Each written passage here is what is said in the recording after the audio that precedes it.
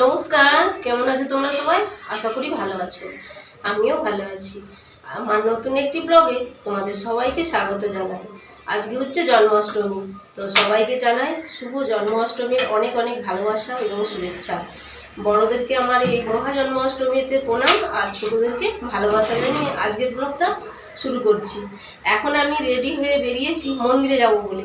বাবুর আন্টি আর আমরা কুচোকাচারা সবাই মিলে যাব।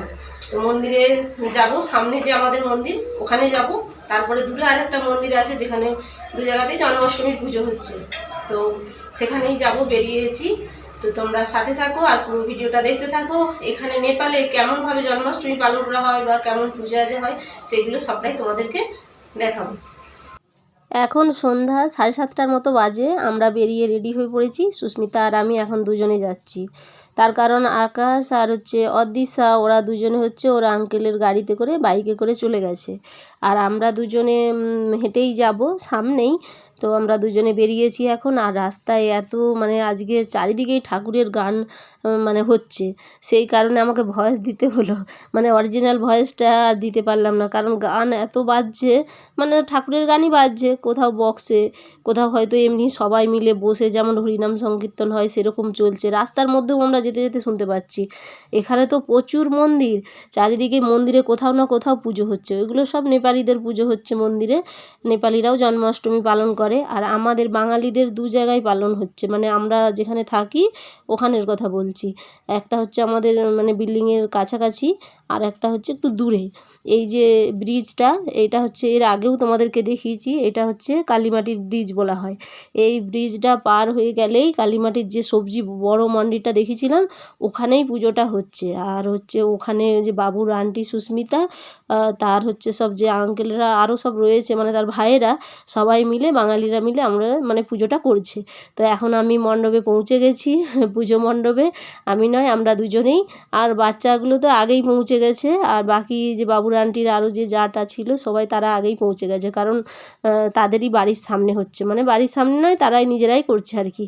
তো এখন দেখো পুজো মণ্ডপে প্রচুর ভিড়, আস্তে আস্তে প্রায় 8টা বেজে গেছে। তো এখন আমরা মণ্ডপে মন্দিরের দিকে যাব, আগে ঠাকুর প্রণাম করব, তারপরে বসবো টসবো, গল্প টল্প করবো। আর এখানে সব রকমেরই ব্যবস্থা ছিল, খাওয়া দাওয়ার থামস আপ, ঠান্ডা ঠান্ডা সব রকম ছিল। আর তার সঙ্গে মালপোয়া, পায়েস, এইসবও নাস্তার জন্য ছিল, যে যেমন পারবে নিয়ে এসে খাবে, এরকম ব্যবস্থা ছিল। আকাশবাবু তো বিকেল থেকে গেছে, তা জুস খাচ্ছে, তারপরে অনেক রকম খাওয়া দাওয়ার দোকান থেকে কিনে এনেও খাচ্ছে। তার সবসময় তাদের মুখ চলছে, খেলাধুলা ঘোরা এই সবই চলছে সারাদিন। বাচ্চারা কি করবে, তারা তো আনন্দ করবেই। আর দেখো আজকের দিনে কি সুন্দর সুন্দর কিউট রাধা কৃষ্ণ সেজেছে, বেশ ভালো লাগছে দেখতে। তো আমার সামনে যে ছোট্ট বাচ্চাটা, কিউট বাচ্চাটা, ওটা কিন্তু নেপালি বাচ্চা, নেপালি ছোট বাচ্চা ছিল, বেশ ভালো লাগছিল। তো ওর মাম্মি সামনের দিকে এগিয়ে নিয়ে আসছিল ফটো তোলার জন্য। তো আমাকেও বেশ ভালো লাগছিল, একটু গাল টিপে টিপে আদর করছিলাম। আর এটা আমাদের পুচকি সোনা, এটা বাবুর আন্টির জায়ের ছোট্ট মেয়ে, তো ওকেও একটু আদর করলাম। এবার যাচ্ছি, এই যে আমাদের কুচো কাচাগুলো দেখছো কেমন ঘুরে বেড়াচ্ছে, ওদের কোনো বড়দের সঙ্গে কোনো পাত্তাই দিচ্ছে না, ওরা নিজেরাই বিকেল থেকে সাজুগুজু করে সব ঘুরে বেড়াচ্ছে মন্দিরের আশেপাশে। আর মন্দিরে তো এখন ঠাকুর মশাই সব জোগাড় করছে, পুজো হচ্ছে 9:30 10টার পর হবে, চালু হবে। তার আগে ঠাকুর মশাই চলে এসেছেন, তো তিনি সব ওই জোগাড়যন্ত্রী যেগুলো করতে হয় সেগুলো সব করছে। আর ঠাকুরটা দেখো কি সুন্দর হয়েছে। এখানে আমাদের কিন্তু রাধা কৃষ্ণর মূর্তি তৈরি করে প্রত্যেক বছর পুজো হয়। আর অন্য অন্য জায়গায় আরেকটা যে বাড়ির সামনে পুজো হয়, ওখানে কৃষ্ণচক বলা হয়, ওখানে পাথরের মন্দির আছে, ওটাও বাঙালিরাই করে। ওটা পাথরের মূর্তি করাই আছে আগে থেকে, তো ওখানেও প্রত্যেক বছর পুজো হয়। তো আমরা যাব বলেছিলাম, আর বৃষ্টি চলে এসছে, তখন 7:30 বেজেও গেছে রেডি টেডি হতে, সেই কারণে আর সামনে যে মন্দিরটায় গেলাম না, আমরা সরাসরি, এইটা দূরের তো, এখানেই চলে আসলাম। আর সেটা আর আমার যাওয়া হলো না, তবে যাওয়ার পথে আমাদের বাড়ির সামনে আরেকটা নেপালি মন্দিরে পুজো হচ্ছিলো, সেটাও তোমাদের দেখাবো। আর নেপালিদের যে মন্দিরগুলোতে পুজো হয়, ওখানে কিন্তু এরকম রাধাকৃষ্ণের মূর্তি বা অন্যান্য ঠাকুরের মূর্তি করে পুজো হয় না। ওখানে অলরেডি সেই পাথরের মূর্তি হয় না, খোদাই করা থাকে, সেইগুলোই থাকে। পুজোর সময় ভালো করে পরিষ্কার পরিচ্ছন্ন করে সাজগোজ করিয়ে কি বলবো, সাজিয়ে গুছিয়ে রেডি করে পুজো হয়। কোনো যে মাটির ঠাকুরের মূর্তি তৈরি করে পুজো হয় সেরকম কিন্তু হয় না। আর আমি এদিকে আসলাম, ঠাকুর প্রণামটা আগে করে নিই, তারপরে তিলক সেবা করব, তারপরে বসবো। আর তার আগে ভাবলাম যে আগে ঠাকুর প্রণামটা করে নিই, কারণ মন্দিরে এসেছি, ঠাকুর প্রণাম করব না। আজ হচ্ছে ভগবানের জন্মদিন বলে কথা। আর আমাদের বাবুর আন্টির হচ্ছে অসৌজ আছে, মানে মৃত্যু অসৌজ আছে, সেই কারণে ওরা আর মন্দিরে মানে মন্দিরের ভেতরে উঠবে না, বাইরে আছে, বাইরে থেকে প্রণাম টনাম করে নিয়েছে। আর আমি আসার সময় দূর থেকে এসেছি, তো এখানে তো সেরকমভাবে কিছু পাওয়া যায় না, তাই পয়সা দিয়েই প্রণাম করে নিলাম। আর আমাদের বাড়িতে সকালবেলা আমি পুজো করে নিয়েছি, মিঠাই ফুল টুল দিয়ে 12টা পর্যন্ত উপবাস ছিলাম। তারপরে 12টা নয়, তার অনেকটা পর্যন্তই উপবাস ছিলাম, না খেয়েছিলাম। তবে পুজো টুজো করে ভগবানকে মানে প্রসাদ টসাদ দিয়ে সব কিছু করে তারপরে আমি দুপুরে খাওয়া দাওয়া করেছি, নিরামিষ খেয়েছি। আর এখন আর মানে সারাদিন অনেক আগের বছর, মানে অন্য বছর না উপবাস করে থাকি সারাদিন, তারপরে ঠাকুরকে ভোগ নিবেদন করি, মানে অন্নভোগ অনেক কিছু করার ইচ্ছে থাকে। তো এখন মানে আমি তো একাদশী অনেক কিছুই করি বারবত, তো প্রত্যেক মাসে কিছু না কিছু একটা পড়েই থাকে। তো সেই কারণে যতটা পারলাম করলাম, সব সময় শরীর সাথ দেয় না, সেই কারণে করতে পারলাম না। না হলে আমি যদি না খেয়ে থাকতাম তাহলে পুষ্পাঞ্জলিটা দিতাম। তো আমি বাড়িতেই পুজো করে নিয়েছি আর প্রসাদও গ্রহণ করে নিয়েছি, ও সেই কারণে আর না খেয়ে থাকলাম না, মানে ওই তো বললাম দুপুর পর্যন্ত ছিলাম। আর এদিকে দেখো হ্যাঁ, এখন তো প্রায় 9:30 10টা বাজতেই যায়, তাই সেই কারণে সবাই কিন্তু খাওয়া দাওয়া করে নিয়েছে, আর মণ্ডপে প্রচুর ভিড়ও হয়েছে। আর আমাদের আকাশবাবু আগেই খাওয়া দাওয়া করে নিয়েছে, আকাশ আর ওই কুচো কাচা যারা ছিল তারা সব একসঙ্গে খাওয়া দাওয়া করে নিয়েছে প্রথমেই, তখন ভিড়টা একটু কম ছিল। আর আমি আর সুস্মিতা আমরা কিন্তু অনেক লাস্টে, আমরা যখন খাওয়া দাওয়া করি তখন অনেক রাত্রি হয়ে গেছে, 12:30 1টা বেজে গেছে। তাও সুস্মিতা তারপরেও খাওয়া দাওয়া করে গেছে, আমি তার আগেই খাওয়া দাওয়া করে উঠে চলে গেছি, কেন বাবুর বাবা আনতে চলে এসেছিলো। আর এখানে সব রকমের ব্যবস্থা ছিল, বাচ্চাদের জন্য জুস, বড়দের জন্য ঠান্ডা, কোল্ড ড্রিঙ্কস, থামস আপ সব কিছুই ছিল। তার সঙ্গে ছিল মালপোয়া, পায়েস, যে যেমন পেরেছে। আমি বললাম তো যে যেমন ইচ্ছে মতো নিয়ে গিয়ে খাচ্ছে, মানে দেবে এরকম নয়, খেতে বসলে যে খাবার যে মানে পরিবেশন করে সেটা ছিল।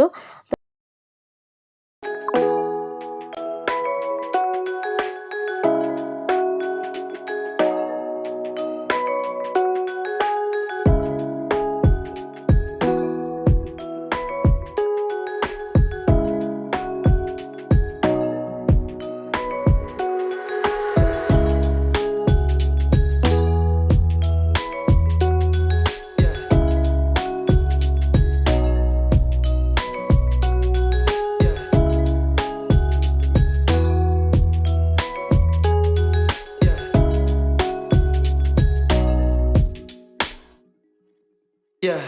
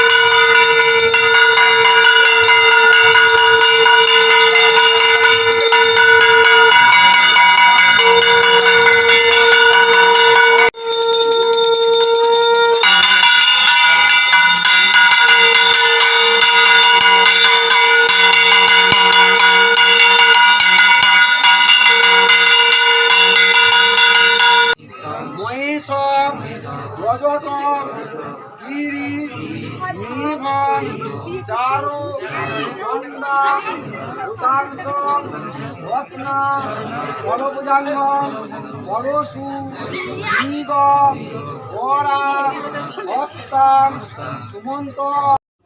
এদিকে অনেকক্ষণ পুজো আরম্ভ হয়ে গেছে, পুজোর যা কিছু নিয়ম বিধি সব কিছুই চলছে, আর আমরা সব বসে বসে পুজো দেখছি।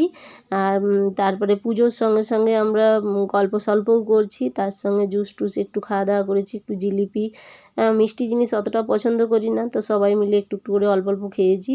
আর বসে বসে সব গল্প, কেউ কেউ আবার ফটোশ্যুট করছে।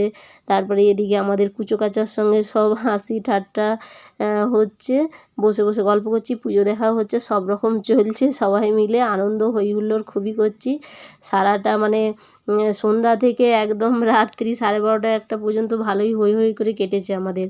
আর এদিকে আমাদের বাচ্চাগুলোও কিন্তু দেখো এত রাত্রি পর্যন্ত জেগে আছে। আমাদের আকাশবাবু তো খুব খেলাধুলা করছে, ঘুম নেই। যখন স্কুলে যায় তখন কিন্তু ঘুম চলে আসে, মানে যেদিন বাড়িতে থাকে তাড়াতাড়ি ঘুম চলে আসে। আর যেদিন ছুটির দিন, কখনো কোথাও গেলে, কখনো কোনো অনুষ্ঠানে, তখন কিন্তু ঘুম নেই, তখন একদম বিন্দাস থাকে, খেলাধুলা ছুটা দৌড়া সব কিছু। আর এই বাচ্চাটা কি সুন্দর কি সুন্দর রাধে রাধে বলছে, একবার শোনো। এইদিকে দেখো, কথা বলতে পারে, কথা বলতে পারে, বলো রাধে রাধে। বাহ, হেবি সুন্দর তো, কি সুন্দর বলেছে।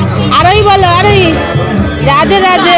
এই দেখো, এই ছোট্ট কিউট কৃষ্ণর মুখে রাধে রাধে শুনে খুব ভালো লাগলো। আর আরোহী খুব লজ্জা পাচ্ছে, মানে ফোনের ক্যামেরা দেখলেই ওরা লজ্জায় মুখ লুকিয়ে নিচ্ছে। ছোট বাচ্চা তবুও বোঝে যে এটা ক্যামেরা তুলছে, সেই কারণে লজ্জা পাচ্ছে আর কি।